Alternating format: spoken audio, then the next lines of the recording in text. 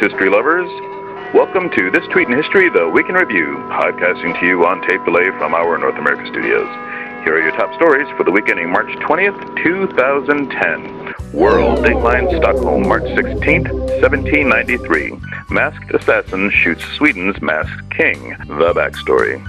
At dinner on the fateful night of March 16th, Sweden's King Gustav VI was passed a note containing a death threat. Death threats were not unusual in his experience, and he ignored it. Later that evening, he made his way to the Royal Opera House for a masquerade party.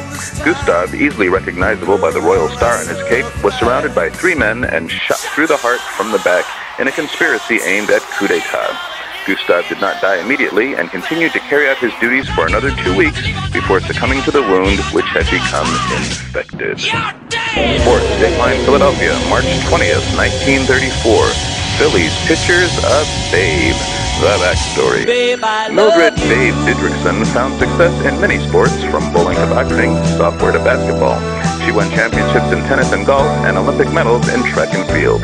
Didrikson parlayed her fame into stunts on stage and in the athletic field, and although she was not the first woman to pitch in a Major League Baseball exhibition game, she was at the time the most famous when she pitched for the Philadelphia Athletics in the first inning of a game against the Brooklyn Dodgers, hitting the first batter she faced and walking the second before the side was retired without a hit on a triple play. In other news, Dateline South Pole, March 16th, 1912. Oates steps outside in noble but ultimately vain effort to save his comrades. The backstory. Captain Lawrence Edward Grace Oates was selected for Robert Falcon Scott's expedition to the South Pole in 1910. The party of 14 advanced steadily during the 895-mile journey, with various support members sent back at predetermined stages until 5 men, including Oates, remained to walk the final 167 miles.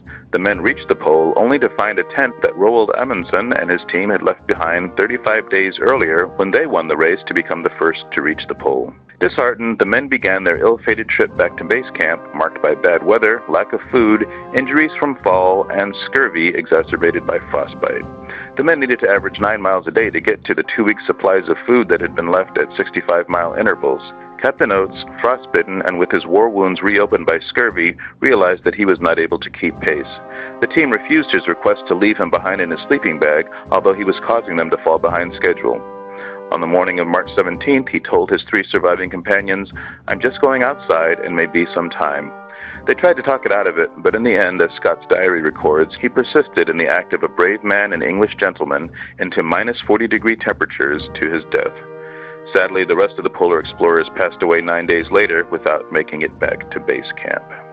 This week's birthdays: March 14th, physicist Albert Einstein. March 15th, blues musician Lightnin Hopkins. March 16th, U.S. President James Madison. March 17th, dancer Rudolf Nureyev. March 18th, South African President F.W. de Klerk. March 19th, U.S. Marshal Wyatt Earp. And March 20th, children's TV's beloved Mr. Rogers. Thank you for joining us for This Tweet in History, the Week in Review. Be sure to follow us on twitter.com/HistorTweet and check our archives at HistorTweet.blogspot.com.